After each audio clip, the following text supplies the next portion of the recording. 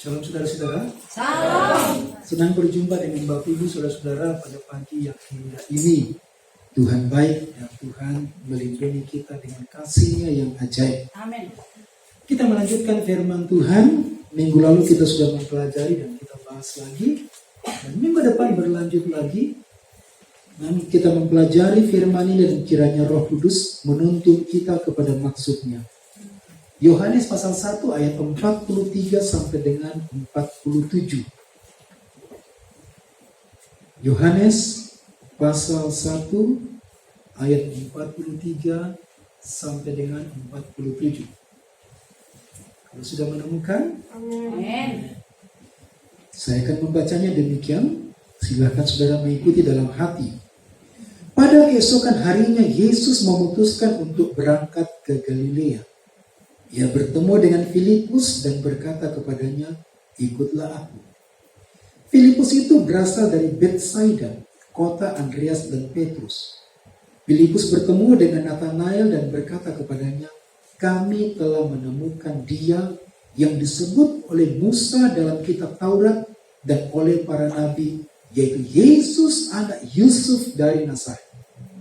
Kata Nathanael kepadanya, "Mungkinkah sesuatu yang baik datang dari Nazaret?" Kata Filipus kepadanya, "Mari dan lihatlah." Yesus melihat Nathanael datang kepadanya lalu berkata tentang dia, "Lihat, inilah seorang Israel sejati, tidak ada kepalsuan di dalam." Amin. Minggu depan kita akan membahas ayat 47. Kita akan membahas ayat 45 sampai dengan ayat 46. Kemarin kita sudah membahas ayat 43 sampai dengan 44. Kemarin kita sudah membahas panggilan kekristenan bagian yang pertama. Apakah panggilan kita? Panggilan kita adalah menjadi pengikut Yesus. Tidak mungkin kita menjadi pengikut Yesus, tetapi kita tidak mungkin kita menjadi Kristen tapi tidak menjadi pengikut Yesus. Tidak mungkin kita menjadi pengikut Yesus tetapi tidak mengikuti ajarannya. Kita mengikuti ajarannya, kehendaknya, bahkan kita mengikuti perkataannya, kita mengikuti jejak-jejaknya, kita mengikuti teladannya, perintahnya. Itulah menjadi pengikut Yesus. Tidak cukup menjadi pengikut Yesus, karena pada waktu kita menjadi pengikut Yesus, serta merta, setuju atau tidak setuju, kita adalah pemberita Yesus. Jadi kita dipanggil untuk mengikut Yesus, tapi serta merta juga nggak ada pilihan. Kita juga akan menjadi pemberita Yesus. Yang kedua adalah kita memperkenalkan Yesus, membagikan Yesus kepada orang lain. Itulah panggilan kita. Di sini Yesus berkata, "Ikutlah aku." Kalau di dalam kitab Injil Matius, Yesus berkata, "Ikutlah aku dan kamu akan menjadi penjala manusia." Kenapa penjala manusia? Kok bukan pemancing manusia? Kalau memancing itu dapatnya satu-satu. Kalau menjala dapatnya banyak. Tapi sebenarnya maksudnya memancing itu ikannya mati. Tapi menjala kemungkinan terbesar ikannya masih hidup. Jadi menjala itu artinya memasukkan orang ke dalam dari tempat satu ke tempat yang berbeda. Dari tempat lama menjadi tempat yang baru.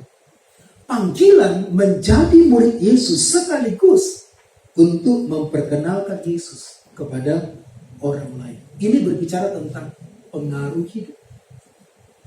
Andreas, Filipus, dan Yohanes tidak mungkin membawa orang lain kalau dia tidak memiliki pengaruh. Pengaruh itu adalah kesaksian. Pengaruh itu adalah bagaimana kita hidup dengan benar. Jadi pengaruh itu adalah kita memberitakan Injil kepada orang lain menjadi penjala. Ketika kita menjadi pengikut Yesus, maka kita juga akan menjadi pemberita Injil Yesus. Yohanes pasal 14 ayat 15 berkata, "Jikalau kamu mengasihi aku, maka kamu akan menuruti segala perintah-perintahku." bukan mengikuti sebagian. Tidak mungkin kita taat kepada satu ayat, tetapi kita tidak taat kepada ayat yang lain. Tidak mungkin kita taat beribadah hari Minggu, tetapi kita tidak taat dari hari Senin sampai hari Sabtu. Kita tidak mungkin taat untuk beribadah, tapi kita tidak taat dengan hal-hal yang lain. Ada orang taat untuk menyembah, tapi tidak mau taat dalam perpuluhan. Ada orang mau taat untuk membaca kitab, tapi dia tidak bisa mengasihi dan mengampuni orang lain. Gak mungkin. Sebagai pengikut Yesus, kita akan mengikuti jejak. Saudara-saudara tahu atau tidak tahu, semua orang percaya dipanggil untuk memperkenalkan Yesus dalam hidup mereka. Oh, maaf Pak, saya tidak tahu kalau saya dipanggil untuk memberitakan Yesus. Walaupun tidak tahu, pada dasarnya kita pasti memberitakan orang lain. Memberitakan Yesus kepada orang lain. Pada dasarnya, kalaupun ternyata saya tidak mengerti teologi, saya tidak mengerti perintah Yesus untuk pergi beritakan Injil, tapi karena saya percaya kepada Yesus, maka Tuhan akan menggerakkan saya memperkenalkan Yesus kepada orang lain. Itulah sifat alamiah. Itu kita sudah pelajari 3 minggu ini, sifat alamiah dari mengikut Yesus. Andreas sifat alamiah mengikut Yesus langsung memperkenalkan kepada Simon Petrus siapa Yesus. Sifat alamiah juga Yohanes memperkenalkan Yesus kepada saudaranya Yakobus. Sifat alamiah dari mengikut Yesus adalah Filipus memperkenalkan Yesus kepada Nathanael. Nature setiap orang percaya adalah ia akan menyaksikan siapa Yesus yang sudah mengubahnya kepada orang lain. Kecuali memang kita belum diubahkan. Saya pernah bermasalah gigi, dan kalau saudara tanya siapa dokter gigi yang terbaik, saya akan tunjukkan. Jadi saya ada pilihan dokter-dokter terbaik. Dan mulut saya tidak tahan untuk mengatakan dokter yang terbaik itu. Beberapa waktu yang lalu saya bermasalah bagian gigi, dan kemudian saya ke dokter. Lalu dokternya ini karena corona, jadi dokternya dari jarak jauh. Mana Bapak? Buka mulutnya. Saya buka mulut saya, buka besar. Ya, lalu kemudian dia ambil apa itu? Sendoknya, sendok itu. Saya sudah berusaha buka besar. Ya, tapi mungkin karena dokternya takut corona, jadi agak menjauh dari saya. Kalau ada sesuatu yang ada seseorang yang mengubah kita menjadi lebih baik, kita tidak akan tahan untuk menceritakannya. Jadi ada gerakan alamnya dalam diri orang yang percaya untuk berjumpa dengan Yesus secara pribadi, untuk membagikannya kepada orang lain. Itu gerakan alamiah. Ada keinginan yang besar untuk menyampaikan Yesus yang sudah mengubah, Yesus yang sudah menyelamatkanku. Tidak dibutuhkan waktu yang lama untuk mengubahkan seorang Filipus, bahkan seorang Andreas. Tidak dibutuhkan waktu yang lama katekisasi. Tidak dibutuhkan waktu yang lama kursus untuk mengubahkan murid-murid baru ini, memperkenalkan siapa Yesus. Tapi karena mereka siap, mereka pergi memberitakan Injil. Saudara-saudara, pengenalan akan Yesus yang sudah mengubahkan kita melalui Injil yang menggerakkan kita. Jadi pada waktu kita memberitakan kabar keselamatan, memberitakan Injil kepada orang lain, ada sukacita besar. Sudah coba perhatikan berita yang disampaikan oleh Filipus sangat singkat. Dan walaupun dia sedikit waktu, tidak banyak. Dia tidak membutuhkan sekolah teologi yang khusus sampai 3 tahun, 4 tahun, baru dapat sarjana teologi. Dia membutuhkan waktu hanya beberapa jam saja. Kalau Andreas membutuhkan waktu 1 malam, lalu besok paginya dia memberitakan kabar keselamatan perjumpaannya dengan Yesus kepada orang lain. Dia membutuhkan waktu hanya sedikit saja waktu. Hanya sedikit waktu, lalu kemudian pergi memperkenalkan Yesus kepada orang lain. Asal Tuhan mengubahkan hidup kita.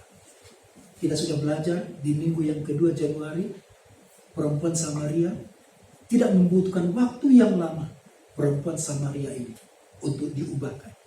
Dan tidak membutuhkan waktu yang lama, perempuan Samaria ini mendapatkan pelajaran-pelajaran dari Yesus. Tapi ketika Yesus mengubah hatinya, dia terbuka dengan Yesus. Dia mengalami perjumpaan dengan Yesus. Jiwanya menemukan siapa Yesus sebenarnya. Dan dia digerakkan secara alamiah.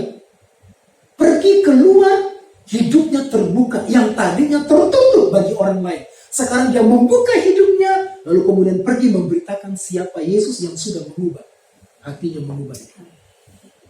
Itulah panggilan kita, saudara-saudara. Panggilan kita adalah memperkenalkan Yesus yang sudah mengubahkan kita. Kecuali Yesus belum mengubahkan kita. Atau kita belum diubahkan sama sekali. Itu kemungkinan berarti kita belum berjumpa dengan Yesus. Seseorang yang sudah diubahkan dengan Yesus. Seseorang yang sudah berjumpa dengan Yesus pasti dia akan mengalami perubahan. Dan Yesus mengubah hatinya. Yesus mengubah rohnya dengan hidup kekal. Perhatikan di sini bagaimana Filipus. Apabila kita sudah mendapatkan kesempatan terbaik yang dapat membawa kebaikan bagi jiwa kita, kita tidak boleh lupa mencari kesempatan untuk berbuat baik kepada jiwa-jiwa yang lain. Supaya jiwa yang lain itu juga mengalami perubahan hidup.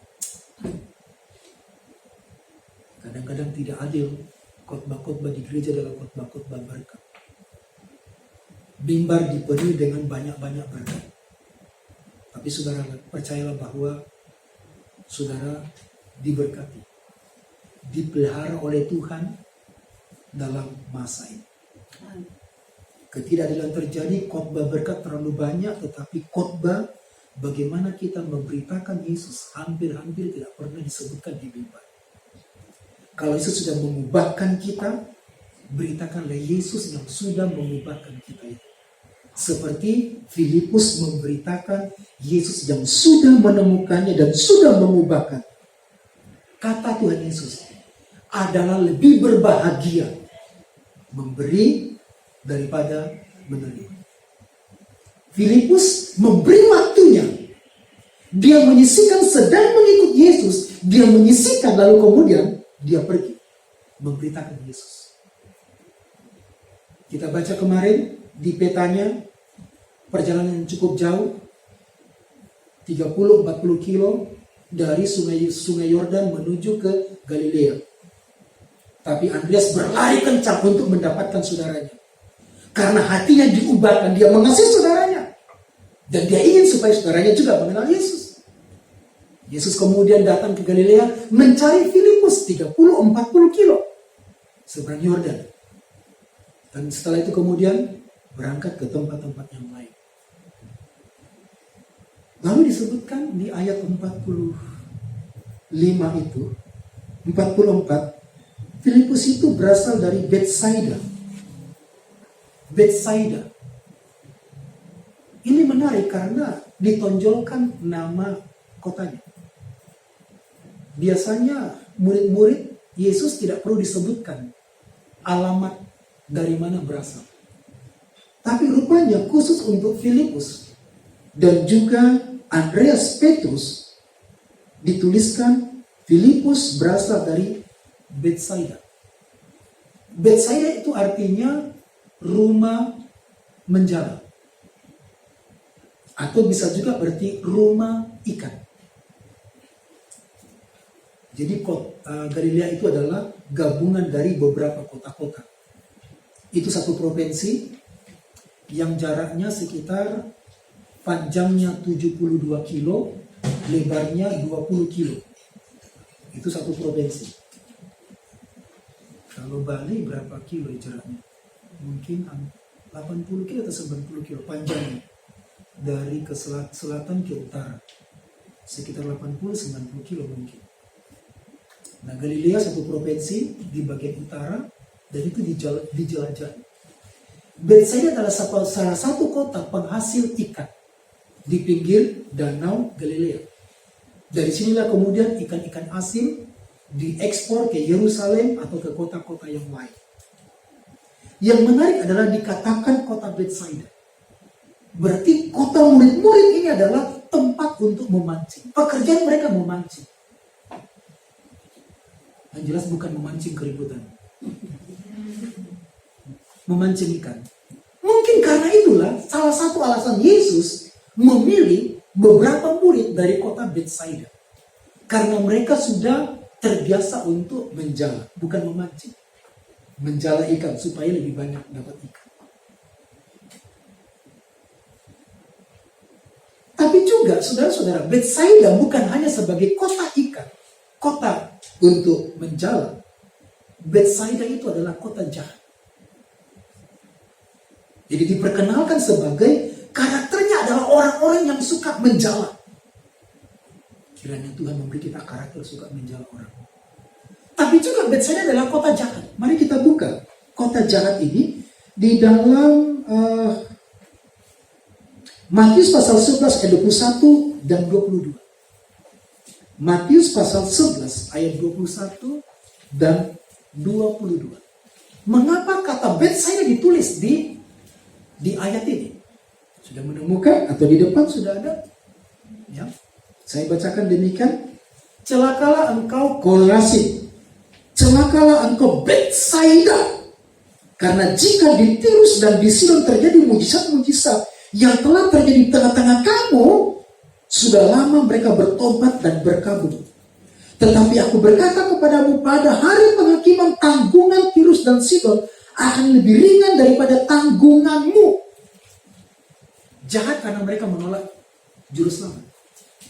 Padahal di Betsaida ini Tuhan buat mujizat lebih banyak daripada kota-kota yang lain. Tapi ternyata mereka tidak melihat Tuhan. Dan mereka menolak Tuhan. Itulah sebabnya mungkin mengapa Yesus keliling kota Galilea dan murid terbanyak di Galilea. Orang-orang Galilea dan 3 di antaranya itu adalah orang Galilea. Orang Betsaida. Sekalipun ini kota jahat yang menolak Tuhan, ada harapan karena ada 3 orang yang diselamatkan. Masih ada sisa-sisa kebenaran. Masih ada orang-orang ingin mencari kebenaran. Ditambah dengan Nathanael orang yang keempat. Untuk mengenal Yesus. Mungkin kita berkata begini. Saya tinggal di kota Sodom dan Gomora. Kalau kita mau jujur saudara-saudara, sebenarnya kita ini tinggal dekat Sodom dan Gomora. Kita jujur. Ya? Sudah tinggal Gomoranya. Ya, kita tinggal di tengah-tengah Sodom dan Gomora. Atau di pinggirnya. Di pinggirnya kita nggak masuk ke pergaulannya. Tapi kita ada di pinggirnya. Di kotanya kita ada. Tapi kita ada di pinggirnya. Kita bisa tergelincir. Terlalu banyak godaan. Tapi kebenarannya adalah ada 3 orang yang tetap menerima juru selamat. Mungkin banyak orang yang menolak Yesus, tapi kebenarannya di Betsaida ada 3 orang, ada 4 orang termasuk Nathanael yang percaya kepada Yesus, mengikut Yesus, menerima Yesus sebagai juru selamat. Tidak ada alasan bahwa Injil ini tertutup di kota ini. Karena masih ada puing-puing kebenaran, masih ada orang-orang yang Tuhan gerak. Pak, saya sudah lama tinggal dengan orang ini. Dan mereka keras hati untuk terima Yesus. Mungkin begitu. Saudara-saudara, orang-orang Galilea itu adalah orang-orang keras. Orang-orang keras mereka adalah orang-orang yang paling sakit hati dengan penjajah. Dan mereka dilatih untuk keras. Dari kecil mereka dilatih untuk bekerja keras. Harusnya kita menjadi seorang pekerja keras. Bukan hanya pekerja keras dalam hal ekonomi, bekerja. Tapi pekerja keras dalam hal rohani. Amin. Dan 3 orang, 4 orang ini dipilih untuk jadi pekerja keras di dalam Tuhan. Dan mereka berhasil memuliakan Tuhan. Betsaida adalah kota rumah memancing. Dan mereka berhasil memancing.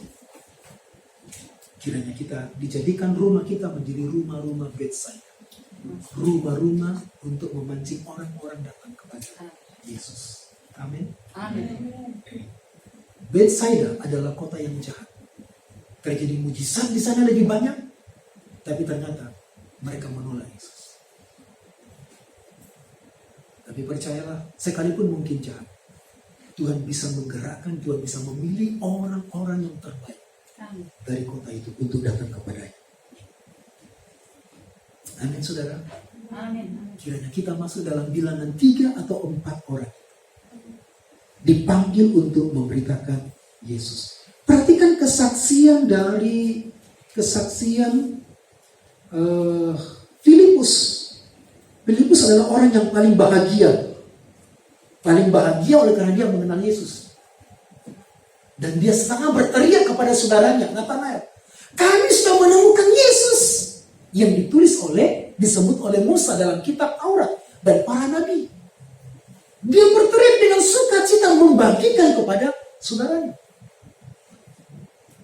Ya, senang sekali. Yang kedua, coba perhatikan juga bagaimana beruntungnya dia.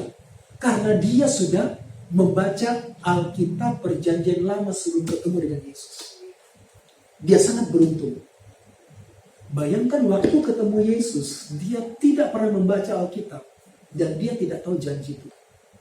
Karena dia membaca Alkitab Perjanjian Lama, dia tahu janji Tuhan. Dia tahu apa saja janji Tuhan mengenai juru selamat, mengenai Yesus yang dia jumpai. Dalam Kejadian 3 ayat 15, dia membaca bahwa dia adalah keturunan wanita yang akan menyelamatkan. Dia menemukan Yesus. Lalu kemudian kita membaca dalam Kejadian 12, dia adalah anak Abraham. Semua berkat-berkat dari Abraham dicurahkan, diberikan kepada Yesus. Itu berarti bahwa kita juga anak Abraham. Dan dia menemukan itu. Apa yang dia temukan lagi? Dia menemukan dalam Ulangan, dalam Keluaran, Musa berkata, akan dibangkitkan seorang nabi dari antaramu. Dengarkanlah dia. Barang siapa yang tidak mendengarkan, dia akan dipunahkan. Dia menemukan Yesus sebagai nabi, juru selamat yang harus didengarkan. Sebagai hakim akan menghakimi. Dia menemukan juga dalam 2 Samuel pasal 5 ayat 17. Bahwa keturunan Daud akan memerintah sampai selama-lamanya. Bahkan masuk dalam kerajaan damai. Kerajaan 1000 tahun nanti. Dia percaya Yesus adalah raja keturunan dari Daud. Dia juga membaca di Yesus itu anak Allah menurut kitab, anak manusia menurut kitab Daniel. Yang akan memerintah alam semesta, bumi dan juga sorga. Anak Daud, anak manusia. Dan dia membaca dalam kitab Yesaya pasal 7, pasal 9. Dia adalah Immanuel. Allah menyertai kita. Dia percaya Yesus yang dia berjumpai, Immanuel, Allah menyertai. Maksudnya saudara, kalau kita menemukan itu, di masa COVID ini kita tidak perlu takut. Semua identitas Allah ada di dalam diri Yesus. Dia melihat Yesus sebagai juru selamat. Dia melihat Yesus sebagai pelepas. Dia melihat Yesus sebagai pembebas. Dia melihat Yesus sebagai Mesias. Dia menemukan Yesus itu dan dia bagikan kepada Nathan. Memang tidak harus kita mengenal kristologi, belajar kristologi begitu lama baru kemudian kita memberitakan Injil. Tidak harus. Tapi percaya firman Tuhan itu mengubahkan kita. Amin. Percaya firman Tuhan, mempercayai firman Tuhan itu akan membuat kita bersuka cita. Tidak dibutuhkan waktu yang lama bagi Filipus. Lalu kemudian dia memberitakan kepada Nathanael siapa Yesus. Orang yang paling susah dididik dan paling susah diubahkan adalah orang yang tidak percaya Alkitab. Sekalipun mungkin dia sudah sering membaca Alkitab, tapi kalau tidak percaya Alkitab, dia tidak bisa ubahkan dan tidak pernah menemukan sukacita. Orang yang tidak percaya Alkitab, tidak percaya firman Tuhan, orang yang tidak bisa berjumpa dengan sukacita besar. Bacalah firman Tuhan, percaya itu, Dan ketika Tuhan melawatmu, engkau akan menikmati sukacita besar. Engkau akan menikmati kemuliaan Tuhan ketika lawatan Tuhan menghampiri kita. Amin, saudara. Amin. Kembali tadi perkataan Filipus. Lalu dia bersaksi. Coba perhatikan kesaksiannya tadi, sudah benar. Kami telah menemukan dia yang disebut oleh Musa dalam kitab Taurat dan oleh para nabi. Sudah benar. Tapi bagian kedua, dia merealisasikan, yaitu Yesus anak Yusuf dari Nazaret. Beberapa penafsir mengatakan kesaksian Filipus ini salah. Tidak salah sebenarnya, karena dia sedang menerjemahkan Alkitab Perjanjian Lama ke dalam diri Yesus. Tapi yang tidak masuk akal bagi Nathanael, anak Yusuf dari Nazaret. Karena menurut Nathanael, yang dia baca di Alkitab, tidak ada sesuatu yang baik dari Nazaret. Makanya dia protes kepada Filipus. Dia tidak setuju dengan kesaksiannya Filipus. Adakah sesuatu yang baik dari Nazaret? Tapi walaupun dia protes, dia mencintai Tuhan. Dan dia mudah dididik. Dia mempercayai firman Tuhan. Sekalipun temannya ini membawa kesaksian yang meragukan. Siapa Yusuf? Yusuf tidak terkenal. Kecuali mungkin Yusuf Perjanjian Lama. Bapak saya Yusuf tidak terkenal juga. Yesus anak Yusuf tidak terkenal. Siapa dia? Tapi sebenarnya Filipus mau berkata, Yusuf itu adalah keturunan Raja Daud. Adakah sesuatu yang baik dari Nazaret? Memang dalam Perjanjian Lama tidak ada kata Nazaret, tidak ada janji juru selamat akan datang dari kota Nazaret. Yang ada dari kota Bethlehem. Mika 5 ayat 1. Tapi engkau, hai Bethlehem Efrata, hai yang terkecil di antara kaum Yehuda, daripadamu akan bangkit seorang juru selamat yang permulaannya sejak kekekalan masa lampau. Tidak ada kata Nazaret. Tapi walaupun demikian, Roh Kudus menggerakkan Nathanael. Seorang bertanya begini, Pak, bagaimana caranya bersaksi? Tidak ada kata metode yang paling ampuh. Perhatikanlah kesaksian Andreas, kesaksian Filipus. Kami sudah menemukan Yesus yang mengubahkan kami. Kami sudah menemukan Yesus yang ditulis dalam kitab suci. Saya berdoa. Kita berdoa. Kiranya orang-orang yang mencintai Tuhan, mencintai Allah, yang mencintai firman-Nya, berjumpa dengan juru selamat yang sebenarnya. Mereka yang mencintai firman-Nya, lalu mencari juru selamat, kiranya Tuhan menggerakkan mereka berjumpa dengan juru selamat yang sesungguhnya. Walaupun Nathanael menolak kesaksian Filipus, tapi hatinya bisa diubahkan. Dan Nathanael berkata, begini saja deh, mari lanjut. Mari dan lihat. Filipus tidak berkuasa mengubah Nathanael. Kita tidak berkuasa mengubah orang lain. Kita tidak bisa berkuasa mengubah dengan perkataan kita bisa mengubah orang lain. Kita tidak bisa berkuasa dengan perkataan kita mengubah pasangan hidup kita. Tapi mari lihatlah. Engkau akan melihat cara hidupku dengan Yesus, dan engkau akan melihat Yesus sendiri di depan matamu. Bagaimana Yesus mengajarmu dan mengubahkanmu. Mungkin harus itu menjadi jawaban kita. Saya tidak berkata begini, Filipus tidak berkata begini. Ya, kau pergi saja ke sana. Lalu kemudian kita diam di sini. Mari, lihatlah bersama-sama. Kesaksian yang paling indah, yang paling berkuasa adalah ketika kita bersedia memberi diri kita untuk diubahkan oleh Tuhan. Dan itu dilihat oleh orang lain. Nathanael melihat Filipus diubahkan oleh Yesus. Mari lihatlah. Dan Nathanael berjumpa dengan Yesus.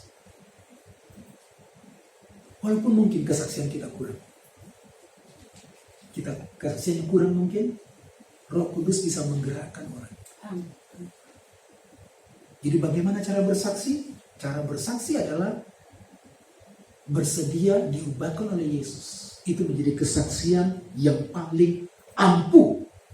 Bukan metode. Kesaksian yang paling ampuh adalah memberi hidup kita diubahkan oleh Tuhan. Dan memperlihatkan diri kita kepada orang lain. Bahwa kita sudah diubahkan. Dan kita pun bisa mengajak orang lain. Perhatikan metode alamiah yang dipakai murid-murid ini. Yang pertama adalah mereka datang kepada Yesus dan mereka menemukan Yesus. Yang kedua, setelah menemukan Yesus, mereka menyisihkan waktu lalu membagikan Yesus kepada orang lain. Ketika orang lain tertarik, lalu mereka membawa orang lain datang kepada Yesus. 3 langkah. Datang kepada Yesus, menemukan Yesus, lalu kemudian pergi kepada orang lain yang kita kenal, lalu membagikan Yesus kepada mereka, dan yang ketiga, kita mengajak orang datang kepada Yesus. Itu disebut dengan PA penemuan. Kita sudah melakukan itu, PA penemuan. Kita belajar Alkitab, siapa Tuhan, siapa Yesus, dan apa yang dilakukan dalam hidup kita, kemudian kita membagikan ini kepada orang lain. Teman saya di Solo,